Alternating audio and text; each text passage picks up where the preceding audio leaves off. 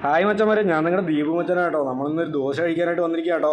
ദോശ എന്ന് പറഞ്ഞാൽ വെറും ദോശ അല്ല കേട്ടോ, നമ്മുടെ പൊടി ദോശയാണ്. ഇതേ നമ്മുടെ മുന്നിൽ ഇരിക്കുന്ന സാധനം കണ്ടോ. ഞാൻ ആ ദോശ ചെറുതായിട്ടൊന്ന് പൊക്കി നോക്കി, അതിൻ്റെ അടിയിൽ എന്തൊക്കെയോ സാധനങ്ങൾ ഒളിഞ്ഞിരിപ്പുണ്ട് കേട്ടോ. അങ്ങനെ ഞങ്ങൾ ഒരു പൊടി ദോശയൊക്കെ പറഞ്ഞ് അതിങ്ങനെ കഴിച്ചു തുടങ്ങുകയാണ്. നല്ല ടേസ്റ്റായിരുന്നു കേട്ടോ. പൊടി ദോശ നിങ്ങൾ ഇതുവരെ കഴിച്ചിട്ടില്ലെങ്കിൽ നിങ്ങൾ മസ്റ്റായിട്ട് കഴിക്കണം കേട്ടോ. പൊടി ദോശ എന്ന് പറഞ്ഞാൽ അടിപൊളി ടേസ്റ്റാണ് കേട്ടോ. കഴിക്കുന്നത് വെറുതെ കഴിച്ചാൽ പോരെ, എവിടെന്നെങ്കിലും കഴിച്ചാൽ പോരെ. നമ്മുടെ ഉടുപ്പി റെസ്റ്റോറൻറ്റിൽ നിന്ന് തന്നെ ഒന്ന് ട്രൈ ചെയ്ത് നോക്ക് കേട്ടോ. ഞാൻ ഉടുപ്പി റെസ്റ്റോറൻറ്റിൽ നിന്നാണ് കഴിച്ചത്. നിങ്ങൾ വേറെ എവിടെയെങ്കിലും പോയി കഴിച്ചിട്ട് ആ ടേസ്റ്റ് കിട്ടിയില്ല എന്ന് പറഞ്ഞ് പരാതി പറഞ്ഞിട്ട് കാര്യമില്ല കേട്ടോ. അപ്പോൾ പൊടി ദോശ എന്ന് പറഞ്ഞാൽ ഞാൻ വന്നിട്ട് ദോശ കഴിക്കാനായിട്ട് വന്നതാണ്. അപ്പോൾ എന്ത് ദോശ കഴിക്കണമെന്ന് ഇങ്ങനെ ആലോചിച്ചുകൊണ്ടിരുന്നപ്പോൾ സ്ഥിരം നെയ് റോസ്റ്റൊക്കെ ആണല്ലോ കഴിക്കുന്നത്. അപ്പോൾ ഒരു ചേഞ്ച് ആയിക്കോട്ടെ എന്ന് കരുതിയിട്ടാണ് നേരെ നമ്മളൊരു പൊടി ദോശ പറഞ്ഞത്. പൊടി ദോശ എന്ന് പറഞ്ഞാൽ എൻ്റെ പൊന്നു മച്ചാന്മാർ നല്ല കിടുക്കാച്ചി കിറുമണി ടേസ്റ്റായിരുന്നു കേട്ടോ. അതിൻ്റെ കൂടെ 3 ഡിപ്പാണ് വരിക. നമ്മുടെ സാമ്പാറും പിന്നെ ഒരു എന്താ പറയുക, ഒരു തക്കാളി ചട്നിയും പിന്നെ നമ്മുടെ വെള്ളച്ചമ്മന്തിയും.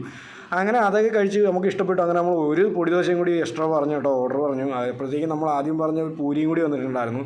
അങ്ങനെ പൂരിയും കഴിച്ച് നോക്കി കേട്ടോ. പൂരി നല്ല സോഫ്റ്റ് പൂരിയായിരുന്നു, നല്ല ടേസ്റ്റായിരുന്നു കേട്ടോ. അതിൻ്റെ കൂടെയുള്ള കറികളായാലും എൻ്റെ പൊന്നു മച്ചാന്മാർ നല്ല കിടുക്കാച്ചി കിറുമണി സാധനം തന്നെയാണ് കേട്ടോ. അപ്പോൾ ഇത്രയേ ഉള്ളൂ മച്ചാന്മാരെ. അടുത്തൊരു വീഡിയോ ആയിട്ട് വീണ്ടും കാണാം. ബൈ.